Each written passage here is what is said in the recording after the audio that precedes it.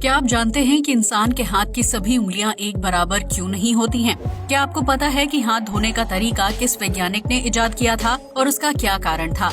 या फिर क्या आप ये जानते हैं कि शिमला मिर्च मेल होता है या फीमेल? अगर नहीं तो इस तरह के अमेजिंग फैक्ट्स जानने के लिए इस वीडियो को आखिर तक जरूर देखें। फैक्ट नंबर 1, भारत में नदियों का हाल किसी से छिपा नहीं है। जो आस्था का केंद्र तो है, लेकिन इन्हीं नदियों को सबसे ज्यादा गंदा भी किया जाता है। लेकिन क्या आप जानते हैं कि भारत में एक ऐसा राज्य भी है जहां बहने वाली नदी का पानी इतना साफ है कि उसमें गहराई में कई फीट अंदर तक देखा जा सकता है। मेघालय में बहने वाली उमंगोट नदी को भारत की सबसे साफ सुथरी नदी का दर्जा मिला हुआ है, जिसका पानी कांच की तरह बिल्कुल साफ और चमकदार है। इस नदी पर नाव की सवारी करने के दौरान आपको कई फीट अंदर गहराई का नजारा देखने को मिलेगा, जो किसी अद्भुत नजारे से कम नहीं है। उमंगोट नदी को साफ रखने में राज्य के आम नागरिकों की सबसे अहम भूमिका है, जो न खुद नदी को गंदा करते हैं और न ही पर्यटकों को गंदगी फैलाने देते हैं। ये नदी मेघालय के जिस क्षेत्र में बहती है, वहाँ आदिवासी समुदाय रहते हैं। ये लोग रोजाना नदी की साफ सफाई करते हैं, जो उनके पुरखों की आखिरी निशानी है। उमंगोट नदी को गंदा करने या उसके पानी में किसी भी तरह का कूड़ा डालने पर 5,000 रुपए का जुर्माना लगाया जाता है। ये नियम पर्यटकों समेत राज्य के आम नागरिकों पर लागू होता है।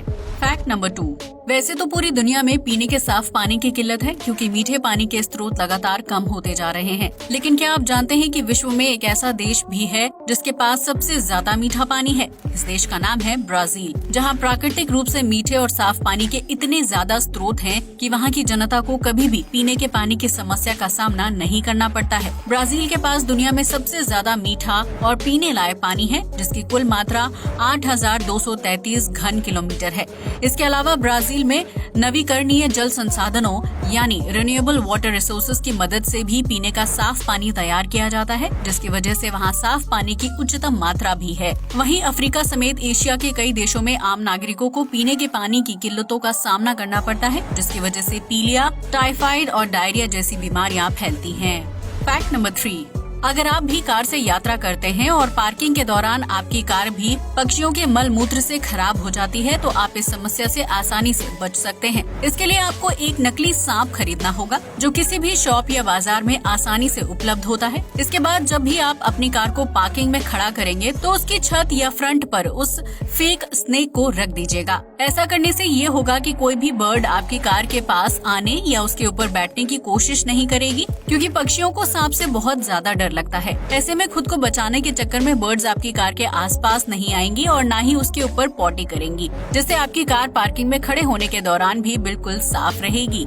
फैक्ट नंबर 4, आज के समय में नींद से जागने के लिए व्यक्ति मोबाइल फोन या घड़ी में अलार्म लगाकर रखता है, लेकिन पुराने समय में ये काम बहुत ही मुश्किल होता था। दरअसल उस समय लोगों के पास मोबाइल फोन की सुविधा नहीं थी और अलार्म वाली घड़ी बहुत ही महंगी आती थी। इसलिए यूरोप में सुबह नींद से जल्दी उठाने के लिए लोगों को नौकरी पर रखा जाता था। इस काम को करने वाला व्यक्ति सुबह सुबह नींद में सो रहे इंसान को उठाने के लिए उसके घर पर आता था और अलग अलग तरीकों से उन्हें उठाने की कोशिश करता था। इस काम को महिलाओं से लेकर कॉलेज जाने वाले स्टूडेंट्स किया करते थे, जिन्हें अपने खर्च के लिए थोड़े पैसे मिल जाते थे। वो बांसुरी की मदद से म्यूजिक बजाते थे या फिर हथौड़े के इस्तेमाल करके दरवाजा खटखटाते थे, जिसकी वजह से गहरी नींद में सो रहे व्यक्ति की नींद खुल जाती थी। लेकिन आज के जमाने में शायद ही कोई व्यक्ति नींद से जागने के लिए इस तरीके का इस्तेमाल करना पसंद करेगा, क्योंकि वर्तमान में ये काम स्मार्टफोन की मदद से पूरा हो जाता है।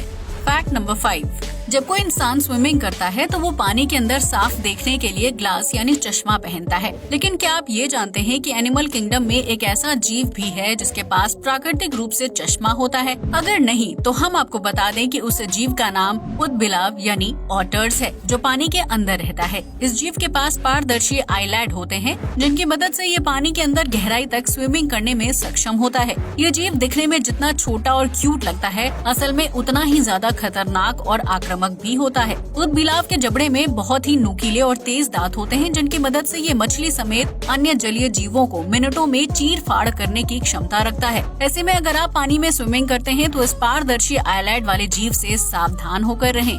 फैक्ट नंबर 6, अगर आपके घर में भी छोटे बच्चे हैं और वो दिन में कई बार रोते हैं, तो उन्हें चुप करवाने के लिए आप बहुत ही आसान और मजेदार तरीका अपना सकते हैं। दरअसल एक रिसर्च से पता चलता है कि जब कोई बच्चा रो रहा हो तो उसके सामने खड़े व्यक्ति को उससे भी जोर से रोना शुरू कर देना चाहिए। ऐसा करने से बच्चा कंफ्यूज हो जाता है कि व्यक्ति क्यों रो रहा है और इसी वजह से वो खुद का रोना भूल जाता है। इस तरह छोटे बच्चे का रोना आसानी से बंद किया जा सकता है। हालांकि इस दौरान आपको ध्यान रखना चाहिए कि बच्चा भूख या किसी दूसरी वजह से तो नहीं रो रहा है, लेकिन किसी शैतान बच्चे के बेवजह रोने पर आप इस तरीके को अपनाकर घर में शांति के माहौल में रह सकते हैं।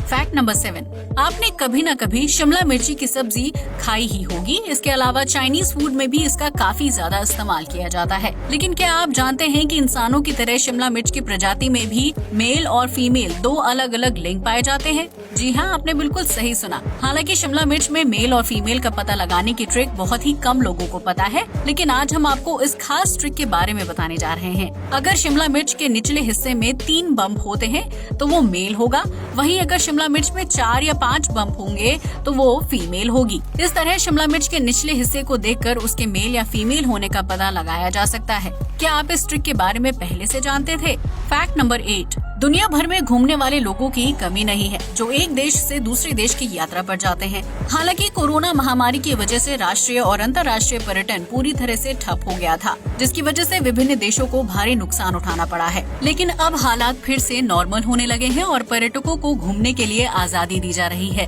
लेकिन इस मामले में उज्बेकिस्तान ने कुछ अलग ही स्कीम लॉन्च कर दी है। दरअसल उज्बेकिस्तान सरकार ने अपने देश में पर्यटन को बढ़ावा देने के लिए ये घोषणा की है कि अगर उनके देश में घूमने के दौरान विदेशी पर्यटकों को कोरोना संक्रमण होगा तो उसका पूरा खर्च सरकार उठाएगी। इसके लिए उज्बेकिस्तान सरकार ने $3000 देने का ऐलान किया है ताकि विदेशी पर्यटक उनके यहाँ ज्यादा से ज्यादा संख्या में घूमने के लिए आएं। आपको बता दें कि उज्बेकिस्तान सरकार ने इस अभियान को सुरक्षित यात्रा गारंटी का नाम दिया है, जो विदेशी पर्यटकों को आकर्षित करने के लिए बनाई गई है। हालांकि इससे उज्बेकिस्तान सरकार को कितना मुनाफा होगा ये कह पाना थोड़ा मुश्किल है, लेकिन शायद ही कोई विदेशी पर्यटक इस योजना से आकर्षित होकर अपनी जान खतरे में डालकर उज्बेकिस्तान घूमने के लिए जाएगा। फैक्ट नंबर 9, आज हम सभी लोग हाथ धोने का तरीका जानते हैं, जो बैक्टीरिया से छुटकारा पाने के साथ साथ स्वस्थ रहने का बेहतरीन तरीका है। लेकिन क्या आप जानते हैं कि इस खास ट्रिक की खोज किस वैज्ञानिक ने की थी?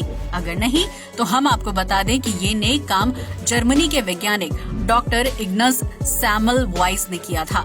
इस वैज्ञानिक ने साल 1847 में हाथों की सफाई के लिए साबुन या किसी लिक्विड से धोने का तरीका खोज निकाला था, जिसकी वजह से उन्हें सेवियर ऑफ मदर्स के नाम से भी जाना जाता है। डॉक्टर इग्नस द्वारा हाथ धोने के तरीके को खोजने के पीछे नवजात बच्चों को जन्म देने वाली माताओं के जीवन की रक्षा करना था। दरअसल उस समय जब महिलाएं बच्चे को जन्म देती थी तो कीटाणुओं की वजह से उन्हें संक्रमण हो जाता था और उनकी मौत हो जाती थी। इसी संक्रमण से छुटकारा दिलाने के लिए डॉक्टर ने हाथों को साफ करने का तरीका खोज निकाला था, लेकिन शुरुआत में उनके इस तरीके को लोगों ने बेकार समझा। इसी वजह से डॉक्टर को लंबे समय तक मेंटल हॉस्पिटल में मरीज के रूप में भर्ती कर दिया गया था। हालांकि जब मेडिकल में डॉक्टर द्वारा हाथ धोने के तरीके को अपनाया गया तो उसकी वजह से मृत्यु दर 18.3% से नीचे गिरकर सिर्फ 1.2% ही रह गई थी। इसके बाद डॉक्टर इग्नस के आइडिया को विश्व स्तर पर मान लिया गया। हालांकि तब तक साल 1865 में डॉक्टर की 47 की उम्र में मौत हो चुकी थी। इस फैक्ट से पता चलता है कि दुनिया पहले उस हर आइडिया को मानने से इनकार कर देती है जो विश्व में नए बदलाव और क्रांति लाने का काम करता है। फैक्ट नंबर 10, क्या आपने कभी सोचा है कि इंसान के हाथ की सभी उंगलियां एक बराबर क्यों नहीं होती, और अगर सभी उंगलियां एक बराबर होंगी तो उसका क्या फायदा होगा या क्या नुकसान होगा? दरअसल इंसान के हाथ की उंगलियों का एक बराबर ना होना किसी वरदान से कम नहीं है, क्योंकि इन उंगलियों की वजह से ही हम चीजों को अच्छे और मजबूत तरीके से पकड़ पाते हैं, जबकि मोबाइल और कीबोर्ड पर आसानी से टाइपिंग भी कर पाते हैं। अगर इंसान की सभी उंगलियां बराबर होंगी तो हम किसी भी चीज को मजबूती से नहीं पकड़ पाएंगे। इसके साथ ही मोबाइल और कीबोर्ड पर टाइपिंग करना भी मुश्किल हो जाएगा, क्योंकि उंगलियों के छोटे बड़े आकार की वजह से ही हम उन्हें अच्छी तरह से चला पाते हैं। ये बहुत ही सामान्य सी चीज है, लेकिन अगर आपके हाथ की सभी उंगलियां एक बराबर हो जाएंगी तो आप अपनी जेब से मोबाइल फोन तक नहीं निकाल पाएंगे। इस तरह रोजमर्रा की जिंदगी में किए जाने वाले सारे काम बहुत ही मुश्किल हो जाएंगे, जिसकी वजह से आपको ढेर सारी परेशानियों का सामना करना पड़ेगा। अब तो आप समझ ही गए होंगे कि प्रकृति ने इंसान को छोटे बड़े आकार की उंगलियां क्यों दी हैं और उनका हमारे जीवन में क्या महत्व है। आज के लिए बस इतना ही। जय हिंद दोस्तों।